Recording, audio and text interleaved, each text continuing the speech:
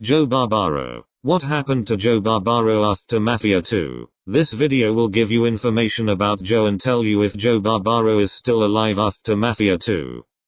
Joe Barbaro is the secondary protagonist of Mafia 2, the protagonist of Joe's adventures, and Vito Scaletta's best friend. While Vito was fighting in World War II, Joe began working for the Clemente crime family. When Vito returned, Joe invites him to join in on his life of crime. Joe's quote, "Wise guys. You work for them, you're set. You fuck with them, you die." History. Joe Barbaro is a career criminal and lifelong friend of Vito Scaletta. Brash and unpredictable, Joe can seemingly make trouble out of nothing. As a child, Joe was the neighborhood bully. He met Vito when the younger boy offered to fight him for a place in his gang. Over the next 10 years, the two of them made a great team. Rational Vito keeping wild Joe in check as they enjoyed a life of petty crime. These days, Joe lives large, strong booze, fast cars, and loose women. Moving up the criminal ladder is the perfect way for him to feed his vices.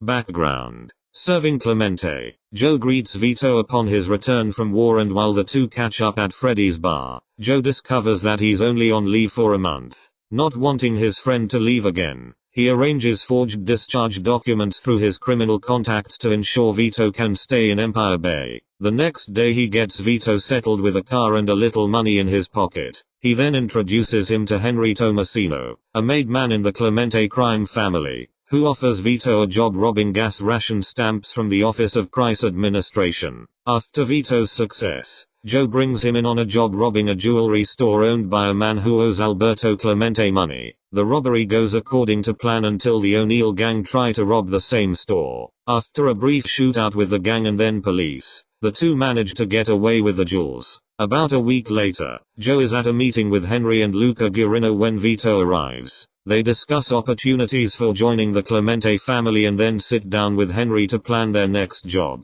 An ambush-style hit to kill Sidney Penn and his men outside of his distillery in Sand Island. When the plan fails, the trio must chase him inside, finally cornering him on the upper floor. After Penn gets off a lucky shot, wounding Henry, Joe and Vito gun him down. Joe carries Henry out of the now burning distillery and tends to him while Vito drives them to a mob doctor for treatment. Joining the Falcone family. After Vito's arrest, Joe is sent to find the witness who squealed and persuade him not to testify. He tracks him to the train station and convinces him not to return to Empire Bay, but in the process learns of an even bigger rat, Richie Mazzio, who intends to testify against the entire Clemente organization. Joe is then ordered to find Mazzio and shut him up for good. After discovering where the police are keeping Mazzio, Joe kills him, presumably by shoving him and his car into the icy Culver Reservoir, and thinks Vito will be in the clear. However, all his efforts seem to be for nothing as his best friend is sentenced to 10 years in prison 3 months later at his trial. An angry Joe rushes to Freddy's bar where he runs his mouth off at Luca Guarino, asking what the hell happened, which angers Luca immensely. In the aftermath, Joe receives a call from Henry, who warns him that Luca has put a contract out on him. Joe then leaves Empire Bay and hides down south for 5 years. Joe arranged his return to Empire Bay through Tony Balls,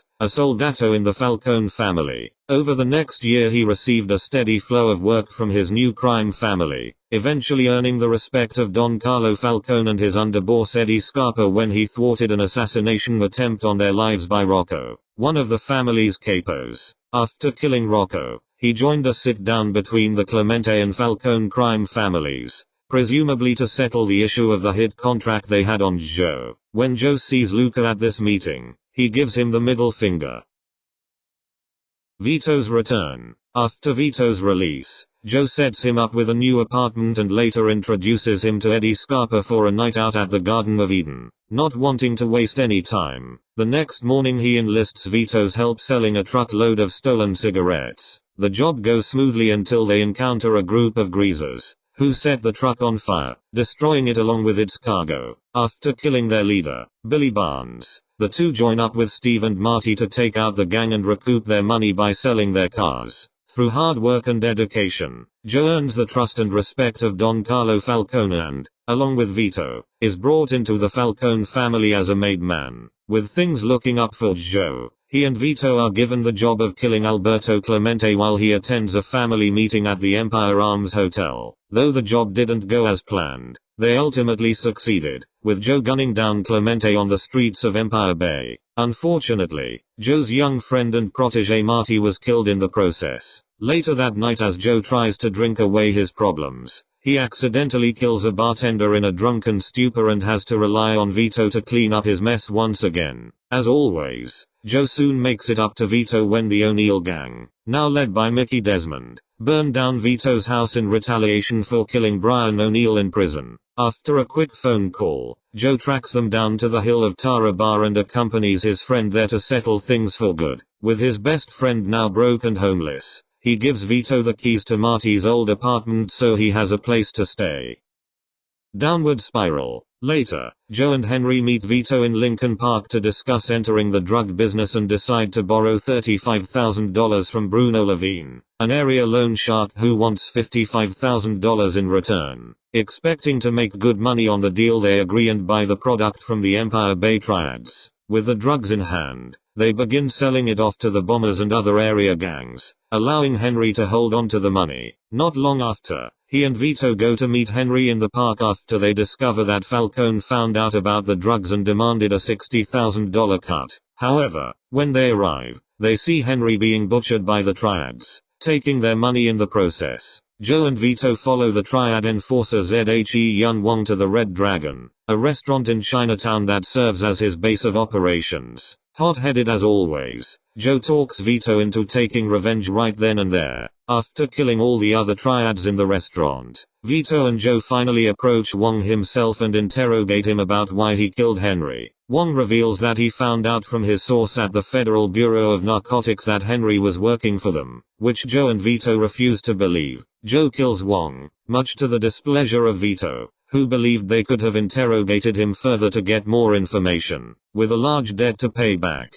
Joe and Vito take any job they can get. Eddie offers them a hit contract on a former Salieri crime family soldato turned rat, Tommy Angelo, driving a Smith Thunderbolt supplied to them for this occasion. They track down Angelo at his house in Greenfield, and once Vito delivers the prescribed message, Joe guns him down. Later that day, while trying to earn more money, Joe manages to get himself taken by Frank Vinci and his men to be interrogated at the nearby Midtown construction site. When Vito shows up with Vinci's men as well, the two manage to get free and shoot their way out of the building. Badly injured, Joe is taken to El Greco for treatment and gives Vito his half of the money to finally pay back the loan shark. In the aftermath of the mess Joe created by started a war with the Triads, it is learned that Frank Vinci has put out a hit contract on Falcone that was to be carried out by none other than Vito Scaletta. While Falcone lures Vito to the Zavarsky Observatory, he offers Joe a promotion to capo and his own crew if he kills Vito. While it's unknown whether Joe was considering the offer or just playing along, he ultimately chooses his friend over the promotion and helps Vito kill Falcone and his men. Fate. After Vito kills Falcone, the two leave the observatory. Joe is uneasy when he notices a large group of Vinci's men outside, but Vito assures him everything is alright. While Vito joins Leo Galante in his limo, Joe is led to another vehicle with some of Vinci's men for what he thinks is going to be a night of celebration at the Cat House. A short while into the drive, the car he's riding in turns a different direction from Vito's. He was being taken to answer for his role in starting a war with the Triads, but along the way he managed to overpower the men he was with, knocking out the front teeth and cracking an eye socket of one of them. He got loose and left Empire Bay, eventually ending up in Chicago where he turned to some guys he knew for help. According to a source close to Vito, those men turned on him. He was severely beaten, had his hands cut off and face smashed to hell. When it was over there wasn't anything left for anyone to find or identify. Vito then spent a decade tracking down those he thought responsible, finally turning to Lincoln Clay to seek his revenge. Mafia 3. What happened to Joe Barbaro? Joe Barbaro is alive. Joe is Vito's best friend and the protagonist of the previous installment. At the end of the game, Carlo Falcone was killed by Vito Scaletta due to a deal he made with Leo Galante. In the last scene, we see Joe's car driving in a different direction, with Leo claiming that Joe was not part of the deal. After that, Vito went to New Bordeaux, while Joe was presumed dead. Best of luck to you, son.